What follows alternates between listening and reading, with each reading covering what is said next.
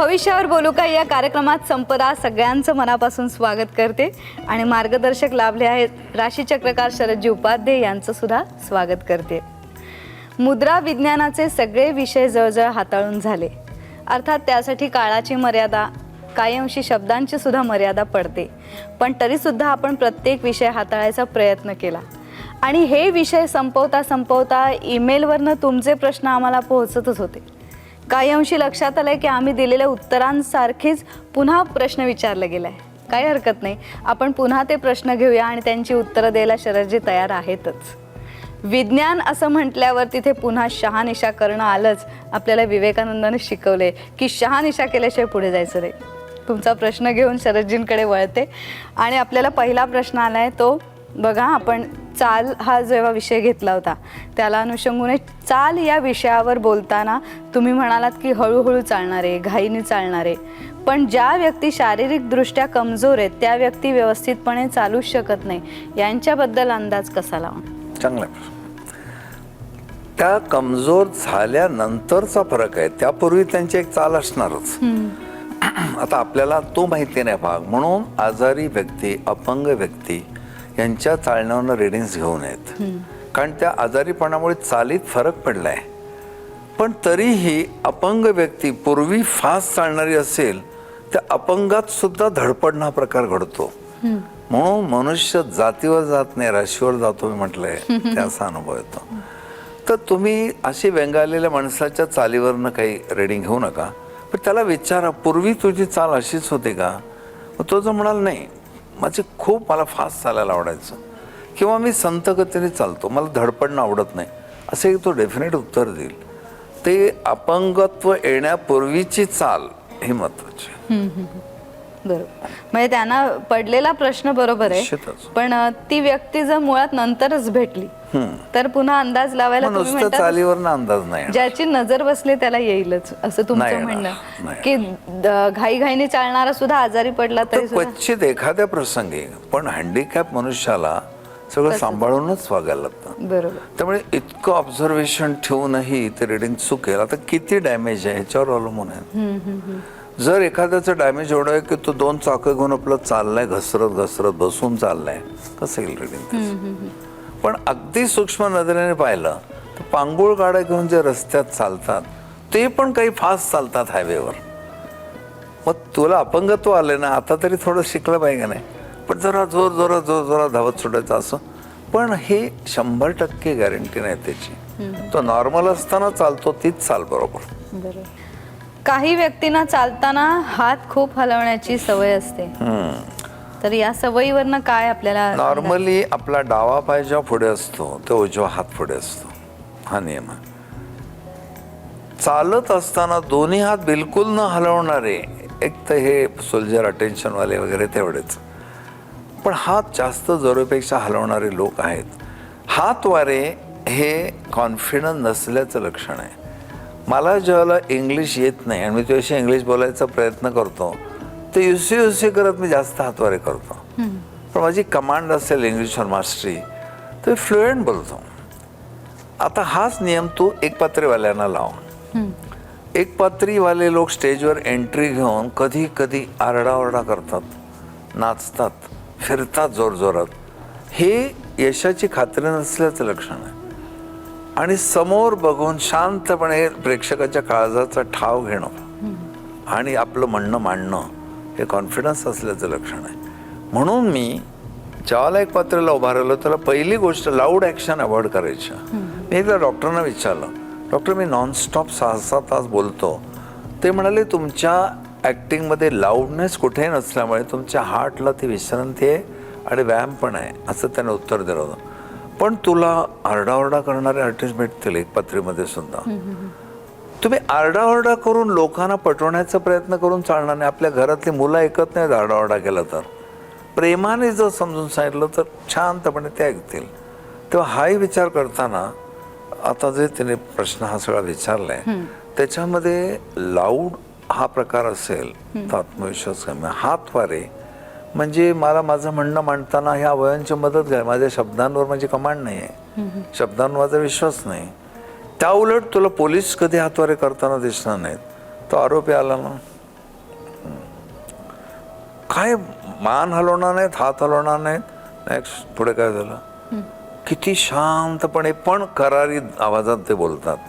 हे ऑब्झर्वेशन ठेवलं की हात वारे करून मी तुम्हाला इम्प्रेस करायचा प्रयत्न करतोय, माझ्या ओरिजिनल क्वालिटीवर माझा विश्वास नाही. पण शक्यतो बॉडी मुवमेंट्स कमी करणारे किंवा नॉर्मल करणारे लोक प्रचंड आत्मविश्वास असणार असतात.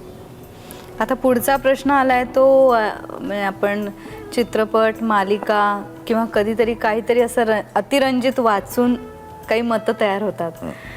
त्याच्यावर प्रश्न आहे की अपघातात अंधत्व आलेल्या व्यक्तीला शस्त्रक्रिया करून नेत्रदान केलेल्या व्यक्तीचे डोळे बसवले तर त्या व्यक्तीच्या मूळ स्वभावात काही फरक पडेल का? डोळे ह्या अवयवाचा काही स्वभावाशी संबंध नाही. डोळे हे इंद्रिय तसं निर्जीव आहे. मग ते आपण बोलतो नजरेने, ती बोलकी नजर वेगळी.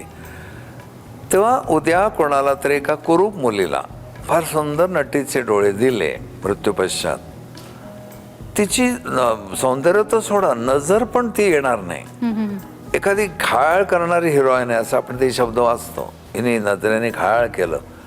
ही घाळ करणाऱ्या नजरेच्या मुलीचे डोळे त्या मुलीला लावले डल अशा एखाद्या, तर ती डलच राहणार, कारण त्या ऑर्डर्स ब्रेनकडनं येतात, डोळ्याकडनं नाही. त्यामुळे मध्ये एकदा जे मी तुला धनुराशीवर बोलताना नर्व्हस सिस्टीमचं सगळं कार्य सांगितलं होतं, तो नियम घेतला. आपल्या सगळ्या इंद्रियांच्या हालचालीचं कंट्रोल इथे आहे आणि तो बुध. म्हणून डोळे काय, कुठलाही अवयव जर उद्या हार्ट समजा असं आली पद्धत, त्याचं हार्ट त्याला बसवायचं, तो प्रेमळ होणार नाही. प्रेमळ माणसाचं हार्ट, तो त्याचा ओरिजिनल स्वभाव इथून आलाय. पुढचा प्रश्न असा आहे की प्लास्टिक सर्जरी करून एखाद्या व्यक्तीने स्वतःचे नाक जर सरळ नाजूक चाफेकळीसारखे करून घेतली तर? मगाचाच प्रश्न पुन्हा आला.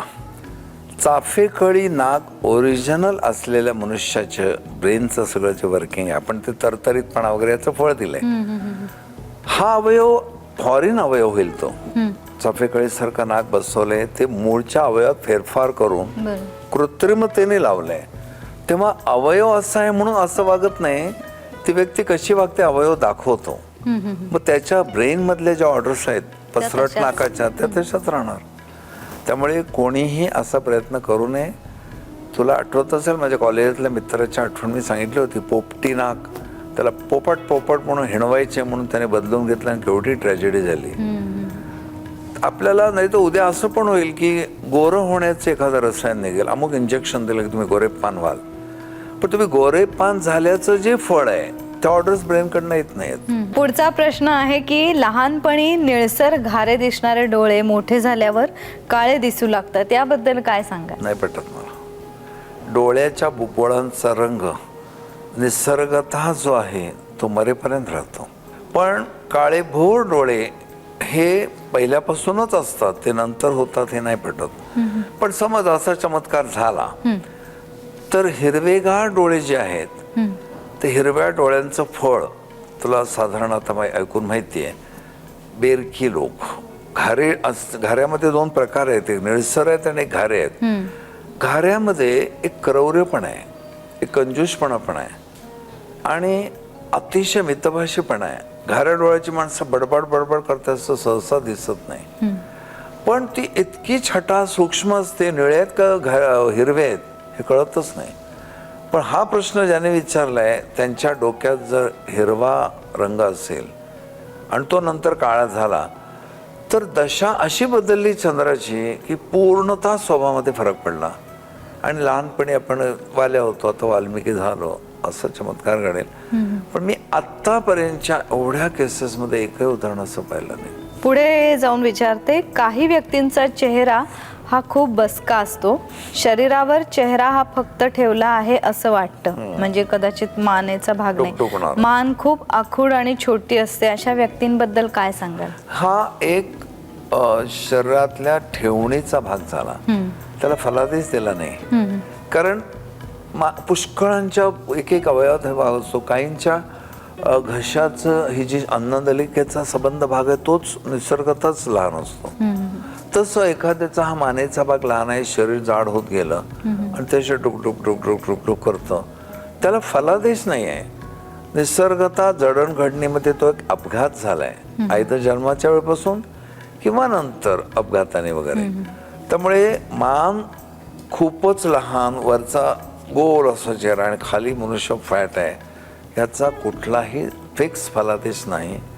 ठेवण, आणि ती ठेवण जी आहे ते अनेक कारणांनी तशी होऊ शकते, कृत्रिम किंवा निसर्गता. आईच्या गर्भात असताना पण असे पुष्कळ फरक पडतात, तर ह्याला फलादेश नाही. काहींचा चेहरा हा गोल गरगरीत असतो तर काहींचा चौकोनी. त्याची वैशिष्ट्य काय? चौकोनी म्हणताना अरुंद असतं त्यांच्या डोक्यात जर असेल मध्ये आणि पुढे, तर गोल गरगरीतचा सुद्धा एक अमुक फलादेश असं नाही आहे. त्यांचा काय प्रॉब्लेम झालाय, शरीराच्या मनाने डोकं गोल लहान वगैरे असं डोक्यामध्ये ते विचार आहेत. पण आपल्या सबंध फेस रिडिंगमध्ये चेहऱ्याचा का लहान मोठा असा भाग कुठेच आला नाही. नाक आलं, ओठ आले, डोळे आले, कान आले, पण तुलनेने हे गोल गरगरीत आहे. हे लहान बालकं सुद्धा अशी असतात. मग एखादी व्यक्ती खाली स्थूल असताना जर त्याचे मानेचा का लहान वाटत असेल किंवा चेहऱ्याचा, तर तो ठेवणीचा भाग झाला. संपूर्ण ह्या एवढ्या मोठ्या प्रदीर्घ ग्रंथात FRE फेस रिडिंग एक्सपर्ट ह्याच्यात हा भाग नाही. आपण असं समजू निसर्गात ती ठेवण आहे. काही व्यक्तींच्या नाकाचं हाड वाढतं आणि ऑपरेशन केल्यानंतर त्याचा आकार बदलतो. मग त्यांनी काय फरक पडतो? मग अशी मला वाटतं थोडंसं. पण नाकाचं हाड हे ज्यांचं ऑपरेशन झालंय, हे सर्जन एवढे एक्सपर्ट्स आहेत की बाहेरच्या भागाला कुठेही धक्का न लावता ते आतल्यात ऑपरेशन करतात आणि ते काढतात. त्यामुळे समजा असं चुकून माकून काही वेगळंच हाड वाढलेलं आहे आणि आकार वाढला, तरी मूळ नाकाचा आकाराचं जे फळ आहे ते कायम राहणार. मूळ तसं फळ. बरोबर. म्हणजे हा प्रवास उलटा नाहीये, अवयवांवरनं ब्रेनकडे नाहीये. बरोबर. लहानपणी नाजूक सुंदर असलेला आवाज हा मोठेपणी बदलू शकतो, तर मग वयानुसार माणसाचा स्वभाव देखील बदलत जातो का? आवाजाची जी फळं आहेत ती निसर्गता आवाज काय त्याची आहेत. आता समजा काल मी ताक प्यालो कसलाही विचार न करता आणि असं सारखं आज व्हायला लागलं, तर तू म्हणशील माझा आवाज आज घोगरा येतोय जरा, मग घोगऱ्या आवाजाचं फळ मला नाही देता येणार. नाहीतर चंद्रकांत काकोडकरच्या कादंबरीत पानावर आहे, वसंता वसंतीला भेटला आणि त्याचा आवाज घोगरा झाला, असं नेहमी आपल्याला वाचायला मिळतं. ती तात्कालिक त्यांची जी काही मनोवृत्ती झाली एकमेकाला भेटल्यामुळे, त्यामुळे ब्रेनने दिलेल्या त्या ऑर्डर्स, प्रेयसीला भेटल्यानंतर होणारा एक मनोव्यापार जो आहे आणि त्याचा परिणाम हा होतोच. आपण चाचरतो, कोणी आपल्याला एकदम फायर केलं, गणिताबद्दल प्रश्न विचारले तर हमखास फाफलतो आपण म्हणजे मी तरी, तुझा नाही. तर हा सगळा भाग पाहता असा आवाज बदलल्यामुळे स्वभाव बदलत नाही. आवाज बदलण्याची कारणं शोधायला पाहिजे. पण तुमचा मूळ आवाज जो आहे तुम्हाला जाणवते तरुण वयापासून, त्याचं फळ तेच कंटिन्यू होणार. कदाचित पौगंडावस्थेत मुलांचा आधी जो आवाज असतो तो फुटतो पुढे, पण त्याच अवस्थेनंतर स्वभावही बदलतो मुलांचा. कदाचित त्याचा गैरसमज त्याच्यामुळे झाला असेल, ती शक्यता आहे. एक प्रश्न असा आलाय की मूल वयात येताना काही मुलांचा आवाज घोगरा होतो तर काहींचा होतच नाही, याबद्दल काय सांगाल? आवाज घोगरा होणं हे भावनिक कारण खूप ठिकाणी दिलेलं आहे. मग ती व्यक्ती भावनाविवश किती होते ह्यावरही त्या आवाजाची फ्रिक्वेन्सी अवलंबून आहे, जे कुंभराशीच्या लोकांवर ढिम्म परिणाम होत नाही. कुंभराशीच्या मुलांना किंवा मुलींना वयात येण्याचं अप्रूप काही नसतं. वयात आलो, निसर्गता आलो. पण तेच कर्क राशीच्या, वृषभ राशीच्या मुलीला केवढं अप्रूप असतं की माझ्या शरीराच्या ठेवणीत फरक पडतोय, माझ्या भावनांमध्ये बोलण्यात फरक पडतोय, मी खूप उत्साही झाले वगैरे. हे कॉन्शियस असणाऱ्या लोकांच्या आवाजात फरक पडू शकतो.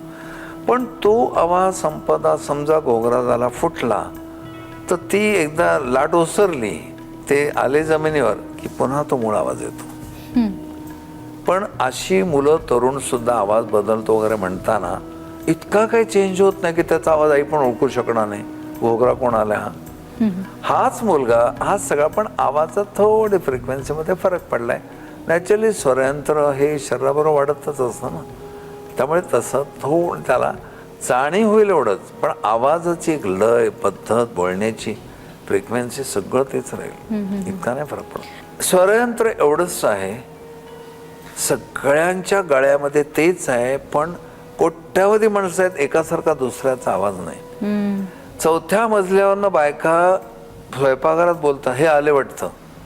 ते म्हणे तुला सगळं हे काय रेखल्यासारखा आवाज येतोय, असं बायका म्हणतात चिडले.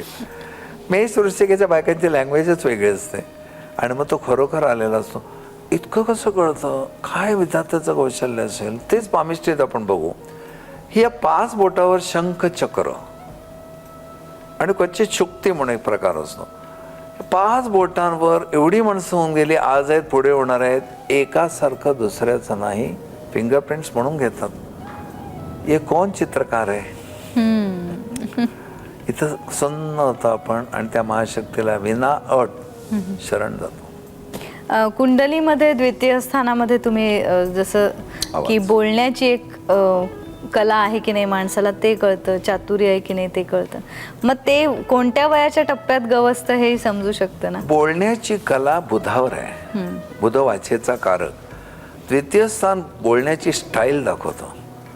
तुम्ही हातवारे करताय का हातवारे न करता बोलताय. पुष्कळ असं डोळ्यात डोळे करून रोखून बोलण्याची सवय असते. काही जण बोलताना असे मान खाली करतात, काही तिसरीकडे बघूनच बोलतात. हे द्वितीय स्थानावर कळतं. पण तुमच्या बोलण्यातला गोडवा, इम्प्रेशन, स्टाईल, पटवण्याची हातोटी, कंटाळवाणं बोलणं, हे सगळं बुध चांगला वाईट यावर ठरतं. त्यामुळे अमुक वय असं नाही, लहानपणापासून पाळण्यात पाय दिसतात. स्मार्ट मुलं असतात. काही लहान मुलं कधी बोबडं बोलत नाहीत आणि आई वडील मग बोबडं बोलायला ते सांगतात, हे असं नाही बरोबर. आई म्हणते बलोबल आहे, बलोबल नाही बरोबर, असं मुलं शिकवतात. अशी उदाहरणं मी पाहिली. तेव्हा एक बुध बोलण्याचा कारागृह, वाचास्थान आणि वाचेश द्वितीय स्थानचा मालक कुठे, या त्रयीवर आपल्याला कळतं. आता हे सगळं बघते मी आणि तो वाचेश कुठे सापडतो तेही बघेन, कारण मला सुद्धा फोनवर आता तुझ्याशी बोलताना मला आणखी एक पॉईंट सुचला. बोलता बोलता हसणाऱ्या व्यक्ती या पलीकडच्या व्यक्तीचा टेम्पर लवकर शांत करतात. तुझ्याकडे एखादा माणूस 5-5, 10-10 मिनिटं चिडणार नाही. तुला ते जाणवेल इथे आपल्याला. आणि मला वाटतं तुला अनुभव पूर्वीच्या इंटरव्ह्यू मध्ये आहेत ना. हो. नमस्कार.